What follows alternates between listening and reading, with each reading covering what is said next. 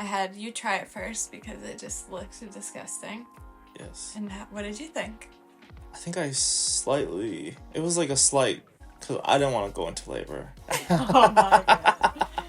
I didn't want to go into labor, so I just, little sip, I didn't want to. Welcome to today's video. My name is Zeus Ordaz. And I'm Morgan. If you are in your final weeks of pregnancy and you're just super uncomfortable and you're ready to get that baby out, this video is for you. I've been giving you the rest of me. Now you wanna stay the night. Pretty how you work hard for me, but forgetting how to talk. Quickly, before we start the episode, if you have a product or service that you're trying to promote, We're offering the opportunity to advertise through the entirety of the podcast, and you can find our contact information below. first off, what is the Midwives Brew? So the Midwives Brew is a disgusting cocktail, and its main ingredient is castor oil. That's kind of the powerhouse that's getting everything moving. The recipe itself, and we'll have a blog post below if you want easier access to the recipe, but it is 2 tablespoons of castor oil, lemon verbena tea, almond butter, and apricot juice. I would suggest, if you have time, ordering like on Amazon or something like that, most of the ingredients beforehand, because we struggled getting the ingredients. And being very, very pregnant and going to, how many stores did we go to? Like 5 stores Yes. to find the ingredients. In your situation, it might come easier. The easiest, most efficient way is online. One thing to note before you actually try it is consult with your health professional. Make sure that they give you the green light to actually try this. We consulted with our OBGYN. OBGYN. We talked to our OBGYN. We asked if, in our situation, if this was safe to try. We knew that we had heard a lot of different tales about it. A lot of women gave their story and they said that it actually worked. So we kind of just brought this up to our OBGYN and she gave us the green light. Yeah. She said, yeah, give it a go. I give you the consent. Yeah, and I read a lot of scientific articles too before we did it. I'm kind of a science nerd. And there are some risks when taking the Midwives Brew. So a risk is castor oil is a laxative. So there's a possibility that laxative could also work on the baby, so that they'll have their first meconium or whatever before the baby comes out, and that can be a risk of infection. But it was a low risk, and at almost 40 weeks pregnant and we were about to be induced, the risk outweighed the benefits, just because we know that in inductions, oftentimes in medical inductions, there's other spirals of methods that you need. Oh, now you need the extra fluids, or all of a sudden now you need a C-section, or that's worst case scenario, but Right. more things tend to spiral and you need more medical intervention. So for us, the benefits outweighed the risks. Yes. And we were quite excited to meet our... Yeah, we were ready. I was uncomfortable. Yes, and you felt like you were ready to pop at any point, and it was very close to our due date as well. Yeah. So there were multiple things that I led had up a to it. scheduled induction. I wouldn't recommend that you try it like quite a ways from your due date. No, definitely not. It's better like Yeah. closer to the Yeah. due date. At least 39 weeks or after your due date. The hardest ingredient to find was castor oil. We went to I went to Walmart. Pomegranate, Walmart, Target, Hy-Vee. I don't know. Hy-Vee. We finally found it at our Walgreens drugstore by just complete chance. I was like, I'm not going in. He's like, Lewis drugstore. Oh, yes. Yes, we did. This is all in one day.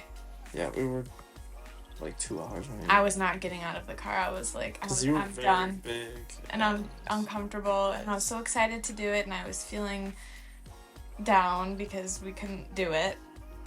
And then you're like, just one more. I had faith. And it was the store right next to our house. So if we would have just started there. Yes. But anyway, so we finally found that. The lemon verbena tea, it's okay to use, well, at least in our case, we used a blend of lemon tea that had the lemon verbena in it, and that, it seemed to work anyways. Yes. The apricot juice, I think, honestly, it's mostly for taste, to help it taste better. Yes. If you can't find apricot, it's okay to substitute with like pineapple juice or something like that. Which its main purpose is the I think so. taste. I think so. So the reason why the Midwives Brew works is, one, as I said before, the castor oil causes like contractions, like bowel contractions, and which just kickstarts everything else to going. Because it's a laxative. Yeah.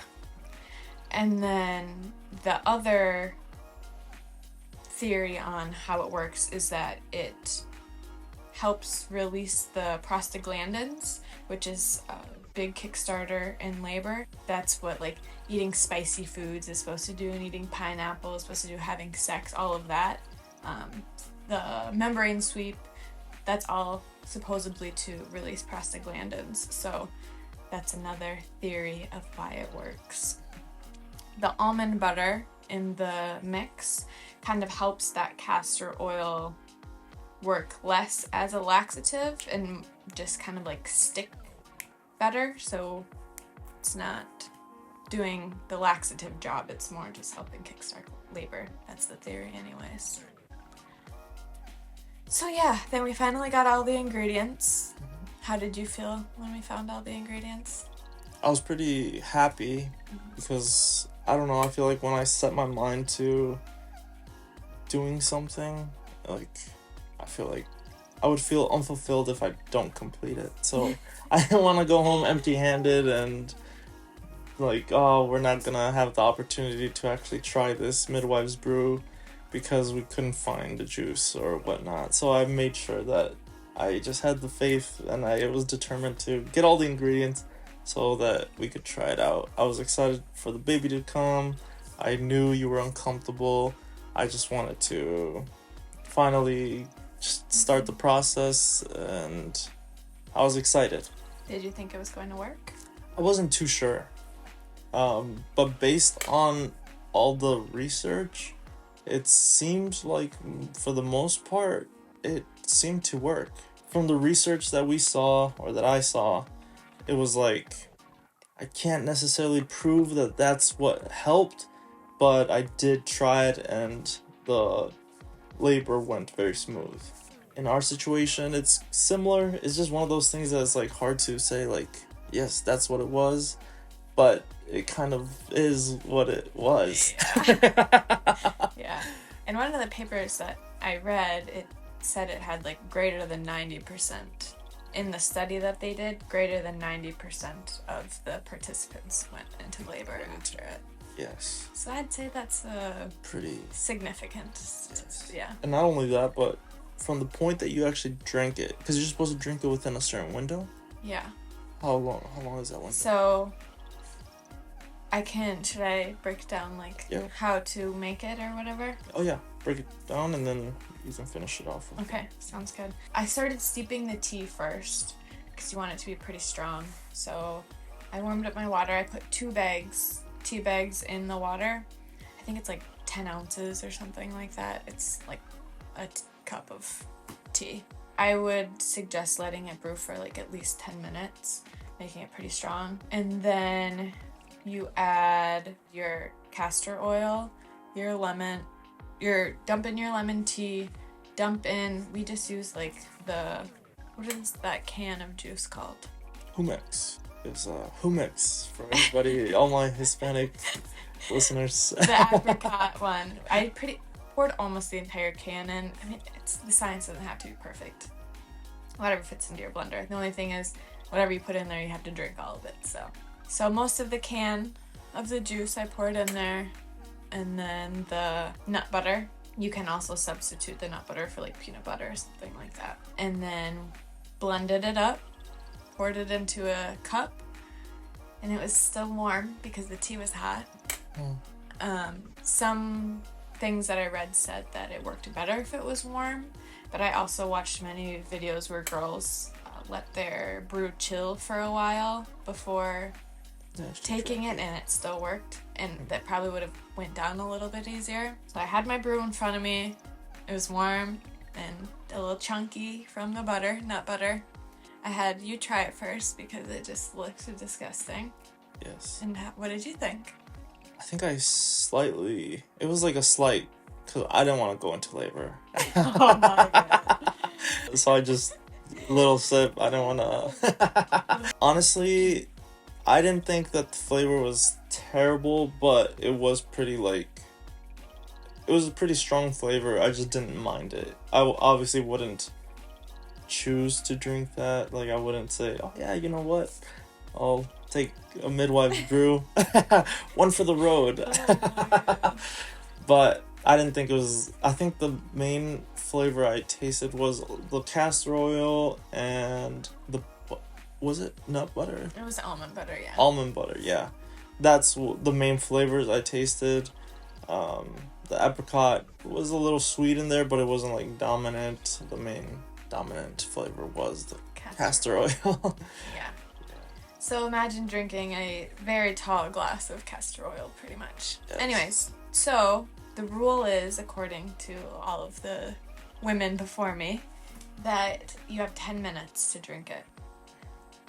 Which, it was probably almost better that you have that limit, because then you just got it out of the way. So I sat down, got my timer out in front of me, and at this point, I really wanted to get it drank because I was hungry. I hadn't eaten all day, and you're supposed to do it on a rather empty stomach. So I had my timer, push start, took my first drink, and it was terrible.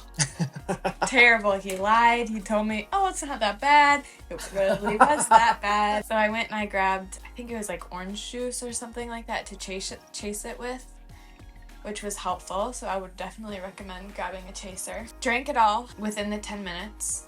I had to hold back vomiting multiple times. Like, I would start to gag and like, nope, keep it in. Right. It was bad. It was disgusting. So once I was done, I was still feeling pretty queasy. Did not feel very good. I wasn't hungry anymore, I'll tell you that. So I told him that I was going to go upstairs and take a bath because I wasn't feeling very good. And as soon as I got into the bath, I started getting contractions. So it was within 10-15 minutes of drinking the Midwives Brew that I started contracting. And that was at about 5 that I started contracting. I was afraid that it was false labor and that my contractions were just because I had drank in the Midwives Brew and it was gonna be false labor. So I bounced on the ball the whole time. We didn't stop moving, really. Right. We went on walks from like 5 till 9 p.m. when the contractions were pretty steady from 5 to 9, about 5 to 7 minutes apart, but they weren't that painful. They just felt like tightening. And then around 9, they started to get painful, and we decided to go to the hospital. We had already packed our bags, so it was a very smooth process. It really was. We had prepared and planned for it, so we made sure we didn't have any, even though during that time, the last final stretch, you're kind of just prepared for it to happen at any point, or you should be, and if you are, it's just a better, smoother process, rather than scrambling and then trying to gather everything you need. And we did a lot of things ahead of time. We did. I just said, should we go? He said, yep. Yep. We grabbed our bags and walked out the house, called the hospital, told them we were coming. We knew the process. We knew we already had somebody lined up to come pick up our puppy. Yeah, we were excited. I mean, I was excited. It was a little like nerve-wracking for me because I didn't know what to expect, and I felt perfectly fine, but I knew she was going to go through like a pretty intense experience. So it was like I felt a little helpless because I knew I didn't really have much control of what was about to unfold. But I was pretty like excited to meet the baby and excited to get in recovery. I still remember George Lopez was playing on the TV. You guys can find our full birth story in a different video. Yeah. So if somebody wants to find the Midwives Brew recipe, we'll leave the screenshot up on the screen, and we can also link a blog post that you did. All the recipe, all the instructions, everything in deep detail are some of the warnings, some of the things to look out for. Different scientific articles are posted in there, different like quotes and things like that might be helpful for you guys to look at. So overall, would you do it again? I think that if I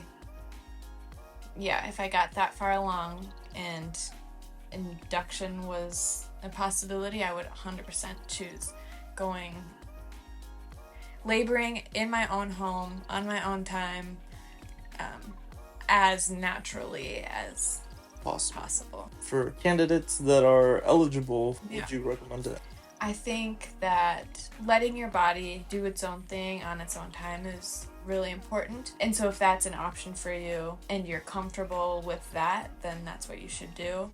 If you are in extreme uncomfortability, like I could barely walk because my sciatic nerve was so bad, and you're facing inductions or things like that, yes, definitely. Also, one thing to know is it was our first baby. Yes. So that's also important to know. Like, I don't know if it makes a difference. I'm sure it makes a difference, right? I don't know. When it's your first compared to like you've already had some. I don't know. Maybe. Yeah, I don't know. There's some women that with every pregnancy and that I had watched on YouTube that they had taken the Midwives Brew. Right. Yeah. But again, like, make sure you check with your doctor. Don't ever just do it. Yes. Don't take. This isn't medical advice. At all. This is just our experience and yeah. Perfect. We'll leave the recipe link down below. We'll leave our contact information down below. Thank you for watching this video, and stay tuned. Hit the like button, hit the subscribe button, and we appreciate you for watching. I like it when you look